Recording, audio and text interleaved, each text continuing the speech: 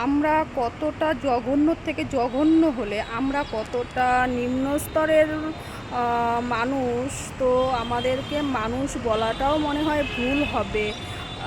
কারণ একটা শিশুকে আমরা যখন সঠিক পথটা না দেখিয়ে খুবই বাজে ধরনের কোনো প্রভাব ফেলি, তো আমাদেরকে মানুষ কখনোই বলা চলে। হ্যালো, এই যে মাথার উপরে সূর্য, সূর্য, সূর্য দেখো। আমি আজকে একটা কথা নিয়ে ভিডিও করছি, তো আজকের ভিডিওটা এটাই হবে। তো তো আমরা কখনোই এটা বলতে পারি না, একটা শিশু যখন এই যে এত ছোট থেকে ওরা আস্তে আস্তে আস্তে আস্তে বড় হচ্ছে, তাদেরকে আমাদের ভালো কিছু শেখানো, ভালো কিছু বোঝানো, এটাই তো ঠিক। কিন্তু এটা কখনোই ঠিক না কোনো বাবা মার বলা যে তোর বাবা ভালো না, তোর মা ভালো না। মানে এটার মতো এটাও মনে হয় পাপের থেকেও কম না। তো আমি বলবো এটা আমার মধ্যে হয়েছে। আমার অর্ঘ্য যখন 2 বছর বয়স বা 2.5 বছর বয়স, এই বয়সটাকে ওকে প্রচুর পরিমাণে বলা হয়েছে, প্রচুর পরিমাণে। তবু আমার কিন্তু খুব একটা ভয় ছিল যে এই একটা শিশুকে এভাবে বলা। তো সবসময় বলা যে তোর মা ভালো না, তোর মা ভালো না। এই যে তার ছোট্ট ব্রেনটে, ছোট্ট মানুষটাকে, একটা শিশুকে এই চাপটা দেওয়া, মানে কতখানি। কিছু কিছু আমরা মানুষ, তো আমরা মানুষ বললেও ভুল হবে। আমরা মা বাবা কিছু কিছু এটা বললেও ভুল হবে, জানি না। তো এটা শুধু তো আমি আমার মধ্যে দেখতে পেয়েছি, শুনতে পেয়েছি। তো জন্মের পর থেকে যখন বাচ্চাগুলো বড় হয়, মানে কথা বলতে শেখে, মা বাবা দাদু দিদা এসব কথা বলতে শেখে। তো তো তারাও একটু একটু যখন কথা বলতে শেখে বা একটু একটু বোঝে, আছে না যে 2 বছর বয়সগুলো বা 3 বছর 2.5 বছর এইরকম বয়সগুলো বা 1.5 বছর বয়সগুলো, বলতে গেলে 1 বছর পর থেকে তোরা প্রায় বাচ্চাগুলো কথা বলতে থেকে বলে, বা 1.5 বছর থেকে। তো অর্ঘ্য একটু দেরিতে কথা বলছি, কিন্তু অর্ঘ্য খুব তাড়াতাড়ি হাঁটছে। তো যাই হোক, তো এটা আমাদের কখনো করা উচিত না। মানে এই ভুলটা, এটা ভুল বললেও ভুল হবে, এটা মহা ভুল। তো এটা করা উচিত না একদমই, যে আমরা বাচ্চাদের বলবো যে তোর মা ভালো না, তোর বাবা ভালো না, এটা বলবো। এটা একদমই ভুল, খুবই ভুল। এই ভুলের মতো মানে কি বলবো,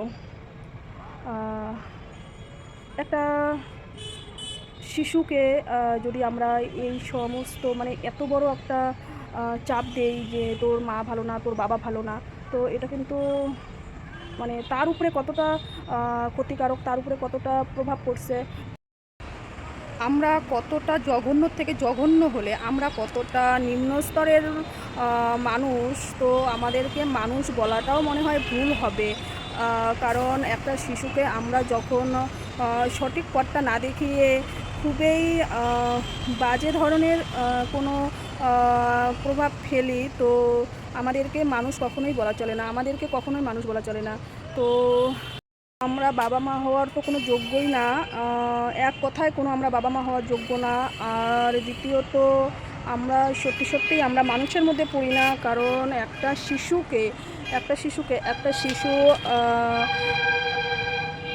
এসব শিখে আসে না, একটা শিশুকে শেখানো হয়।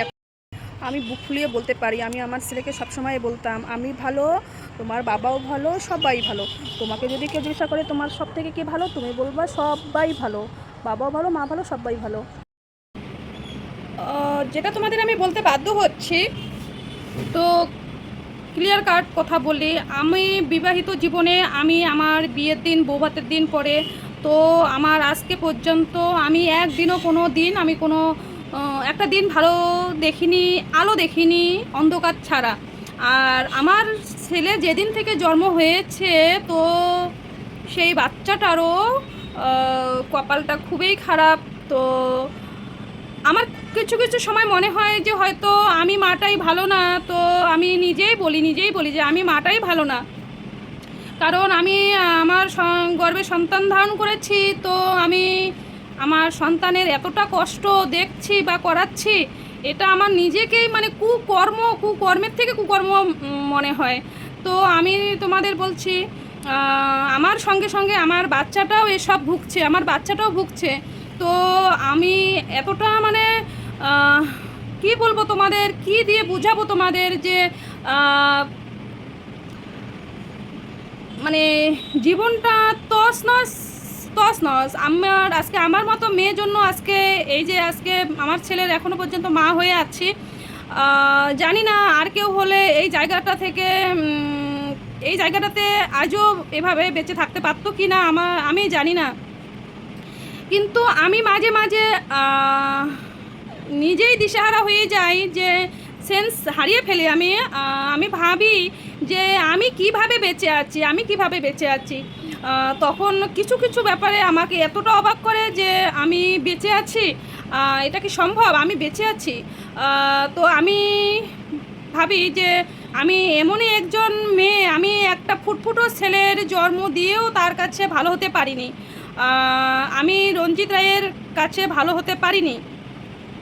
তো নিজেকে কতটা কেমন লাগে যে আজকে আমি কেমন একটা আমি কেমন নারী, আমি কেমন মেয়ে যে আমি সন্তান জন্ম দিয়েও আমি তার কাছে ভালো হতে পারিনি। কি ভুল আমার, নাকি কি ভুল আমার সঙ্গে আমার বাচ্চারও ভুল হয়ে গেল। তো কি বলবো, আমার ছেলের কষ্ট আমার ছেলে যেদিন থেকে জন্ম হয়েছে সেদিন থেকেই বলবো ছেলের কষ্ট। আর আমি বাবার বাড়ি থেকে যেদিন থেকে বেরিয়েছি সেদিন থেকে আমি অন্ধকার ছাড়া কিছুই দেখতে পারিনি। এটাই তো আমি এসব বলতে চাই না, কিন্তু বাধ্যতা আমি বলি কেন। আমি যদি কোনোদিন না থাকি, হয়তো আমার আমার জীবনটাতে কী হয়েছে এগুলো তো থাকবে। তো জানি না কেন যেন দিন যাচ্ছে, আর খুব এসব চিন্তাভাবনা নিয়ে খুব কষ্ট হচ্ছে। আমি তো মানে নিজেই হতাশ হয়ে যাই। যত দিন যাচ্ছে, আমার ছেলে বড় হচ্ছে, তত কষ্ট যাচ্ছে। মানে এসবগুলো ব্যাপারে খুব কষ্ট যাচ্ছে। তো আজকের ভিডিওটা এই পর্যন্তই।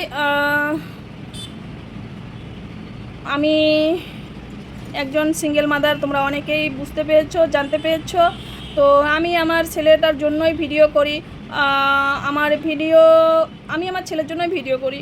তো ওকে যেন আমি একটু পড়াশোনা করাতে পারি, আমি ওকে যেন একটু খাওয়াতে পারি। তো এতটুকুই তোমাদের কাছে আবদার, কি বলবো।